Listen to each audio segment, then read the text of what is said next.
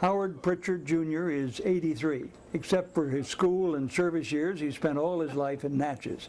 He graduated from Natchez High in 1943 and was inducted into the Army at Camp Shelby, went to the Infantry Replacement Center in Tyler, Texas.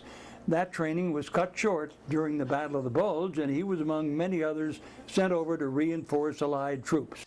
But the only pistols I got were from the first time from little German kids. I could speak a little German. At first they wouldn't let us talk.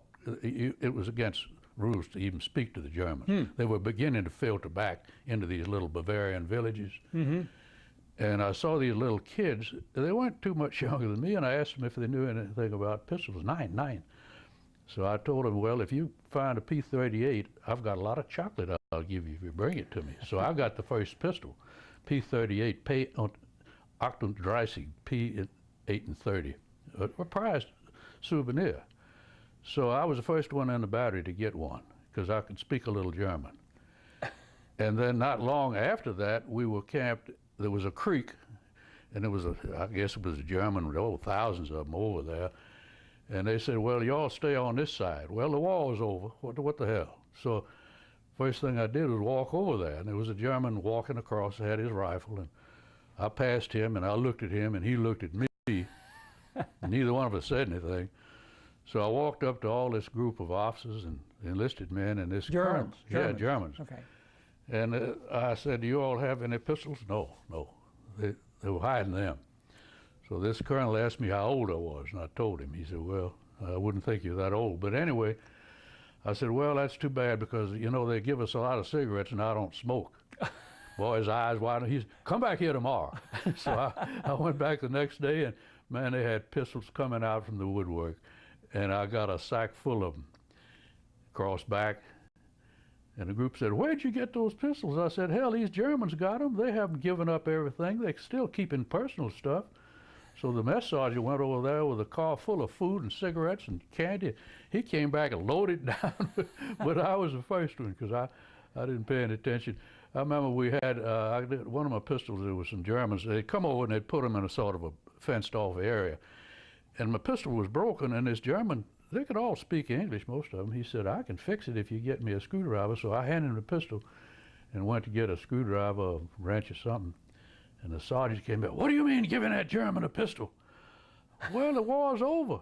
You had no business crazy. You know, everybody liked to be a war hero. You know, well, hell. I remember when it ended, we were right at Dachau. It was near Munich. Yes, I know. I've been there. And they wanted us to go in there. And a lot of men went. I didn't want to go. I was homesick anyway. I didn't want to go look at it. And they came out, oh, God, you ought to go in there. You know, they burn them. A man and a woman and a man and a woman. I asked one of these crowds, so why do you do that? Well, a woman's body has more fat. It makes a better fire. Can you believe that? You know, I mean, people say that didn't happen. Now, I didn't go in there. I should have, because I had a camera, but I didn't want to see it. But it happened. It right at Dachau when the war ended. That's where we were. And they wanted all the men to go in there and see what these Germans were capable of. And they're people just like us. They talk about the Japanese. What they did was really far worse. Yes. Maybe not on an individual basis, but on a group basis, the things they did were just unbelievable. Right. Wiping out just thousands, millions of people, you know? It's unbelievable. And the carnage, the Munich was just absolutely just devastated, just total ruins everywhere, except for the churches. Except for the churches. In every little corner village, there was a Catholic church. They didn't seem to have much problem with what the Germans were doing with the Jews and prisons and whatever else. Right. But there were all these churches that might have seemed to me they must have been pretty silent all during that Hitler time. They had And when we were coming back in a small Liberty ship, I was the last one on, and it was just packed with men down in the hole there, and I just went up on the top where there was a life raft, and I got my blanket. I stayed up there, but the roll was accentuated. I threw up for 10 days, but I got back all right. But while we were halfway across was when we got word that some terrible bomb we had dropped on the Japanese. So you heard about that when it happened? Yeah, when it happened, it came over the radio, whatever, but nobody knew what it was. No. But that's when it happened. Because a lot of the men coming back would have been headed to the Pacific, so that ended that. Right. So that saved a many a life on both sides. Howard and his wife Betty had 3 children, 2 daughters and a son. He lives in the country outside Natchez with his daughter Elodie and 9 dogs.